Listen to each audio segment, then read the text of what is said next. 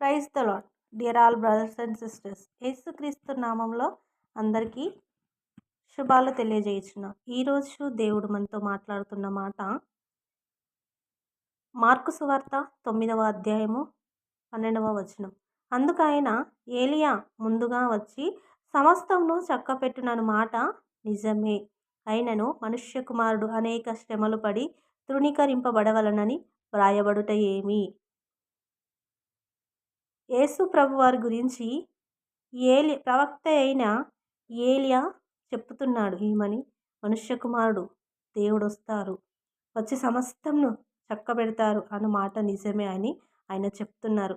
మనుష్య కుమారుడు శ్రమలు పడుట అంటే ఆయన మన కోసం అనేక శ్రమలు, మనం చేసిన పాపముల ద్వారా ఆయన తలపై ముళ్ళ కిరీటాన్ని పెట్టారు, కొరడాలతో ఆయన దెబ్బలు కొట్టారు, వీధులలో సిలువ మోయబడ్డారు, ఆయన మొహం మీద ఉమ్మివేశారు. ఇవన్నీ దేవుడు ఎవరి కోసం చేశారు? నీ కోసం, నా కోసమే కదా. మనము పాపము చేసి పాపంలో ఉన్నాము, నా బిడ్డలు పాపము చేసి నేను అనుగ్రహించు మహిమను పొందలేకపోవచ్చున్నారనే కదా దేవుడు తన యొక్క సొంత కుమారుణ్ణి మన కోసం ఈ లోకానికి పంపించారు. దేవుడు తన సొంత చిత్తాన్ని నెరవేర్చలేదు, దైవ చిత్తాన్ని నెరవేర్చాడు. ఈ లోకానికి వచ్చాడు.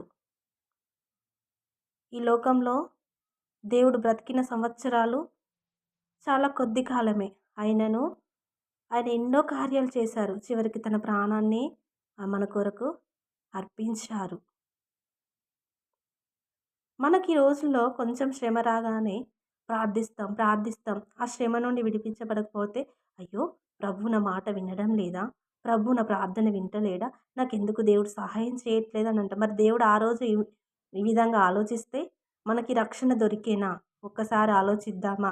ప్రియ జనాంగమా, ఈ వీడియో ఎవరైతే వింటున్నారో, ఈ మాటలు ఎవరి కోసమైతే దేవుడు మాట్లాడారో నాకైతే తెలియదు, కానీ మనము విశ్వాసంలో సన్నగిల్లిపోకూడదని ఈరోజు దేవుడు మాట్లాడుతున్నారు. నేనే శ్రమ పడ్డాను మీకోసము, మీకు కలిగిన శ్రమ ఏ పాటిది అని దేవుడు మాట్లాడుతున్నారండి. మనల్ని ఎవరైనా చిన్న మాట అంటేనే మనం తట్టుకోలేం, మరి దేవుడు ఎలా తట్టుకున్నారు? ఒక్కసారి ఆలోచిద్దామా? మన కొరకు ప్రాణం పెట్టిన వారు ఎవరైనా ఉన్నారా ఈ రోజుల్లో? ఎవరు లేరు కదా. ఆయన కోసం నిలబడదాం, ఆయన మాటలను జ్ఞాపకం చేసుకుందాం. దేవుడు మన ప్రార్థన వింటలేరని ఎప్పుడు మనం అనుకోకూడదు. ఎందుకంటే ఆయన మంచి చేసే దేవుడు. God is good all the time. ఎల్లప్పుడూ మనము ప్రభువారిని స్తుతించేవారిగా ఉండాలి. ఎల్లప్పుడూ మనం ప్రార్థించేవారిగా ఉండాలి. మన కోసమే కాదు, అనేకుల కోసం ప్రార్థన చేద్దాం. దేవుడి కొద్ది మాటలు తన వినికిడిలో ఫలింపచేయునుగాక. వాక్య ఫలింపు కోసం చిన్న ప్రార్థన. మహాపరిశుద్ధులైన ప్రేమగల తండ్రి, మీ ఘనమైన ఉన్నతమైన అతి శ్రేష్టమైన నామమునికి కృతజ్ఞతాస్తుతులు స్తోత్రములు వందనాలు చెల్లించుకుంటున్నాను ప్రభా. అయ్యా, ఈ బిడ్డలు ఏ బిడ్డలైతే ఈ మాటలు వింటున్నారో ప్రభా, అయ్యా మీరు శ్రమపడ్డారు. మీరు ఎవరి కోసం శ్రమపడ్డారు? మీరు మా కోసమే శ్రమపడ్డారు కదా ప్రభా. అయ్యా, ఆ శ్రమను సైతము ప్రభా మీ జ్ఞాపకము చేసుకొని, మీ కొరకు ప్రభా మా శ్రమలను అయ్యా కొద్దిగా ఓర్చుకొని, దేవా మీకోసం మేము నిలబడితే ఊహించని గొప్ప కార్యములు మీరు మా జీవితంలో జరిగిస్తారు.